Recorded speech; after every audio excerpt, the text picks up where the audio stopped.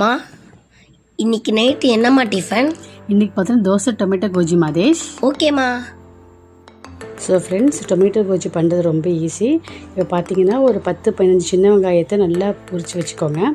அதுக்கப்புறம் ஒரு கடாயில் எண்ணெய் விட்டுக்கோங்க. எண்ணெய் விட்டு கடுகு, சீரகம், பெருஞ்சீரகம் போட்டுக்கோங்க.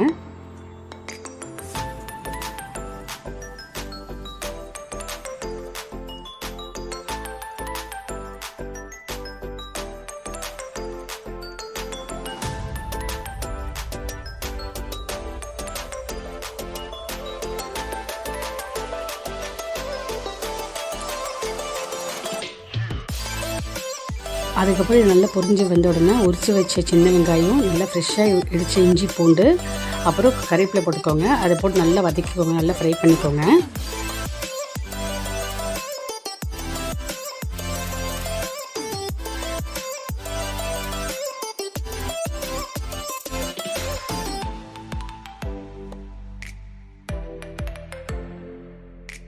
அதுக்கப்புறம் பார்த்தீங்கன்னா காரத்துக்கு 4 பச்சை மிளகா, 3 வரமிளகா போட்டிருக்கேன். காரம் தேவைப்பட்டுச்சுன்னா எக்ஸ்ட்ரா போட்டுக்கலாம். கொஞ்சம் பெருங்காயத்தூள் ஆட் பண்ணிக்கோங்க.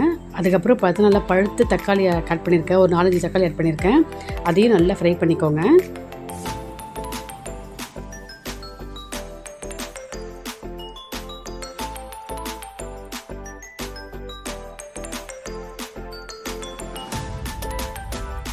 அப்புறம் பார்த்தீங்கன்னா கொஞ்சமாக மஞ்சள்தூள், மிளகாய்த்தூள் சேர்த்துருக்கேன். அதை நல்லா ஃப்ரை பண்ணிக்கோங்க. இது பார்த்தீங்கன்னா தோசை, இட்லி, சப்பாத்திக்கு சூப்பராக இருக்குங்க சைட் டிஷ்ஷுங்க.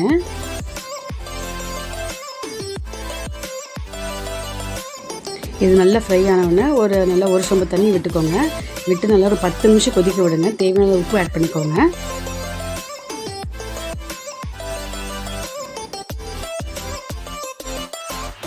நல்லா இந்த மாதிரி கொதி வரணுங்க.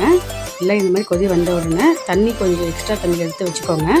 எடுத்து வச்சுட்டு அந்த மீதி இருக்க டொமேட்டோவில் இருக்கும் இல்லையா, அதை நல்லா மசிச்சிடுங்க.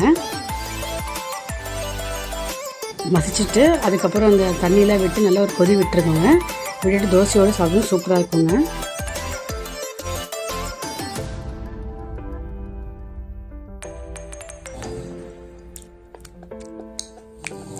சூப்பராக இருக்குமா டொமேட்டோ கோஜி. உண்மையிலே சூப்பராக பண்ணியிருக்கீங்கம்மா. தேங்க்யூ.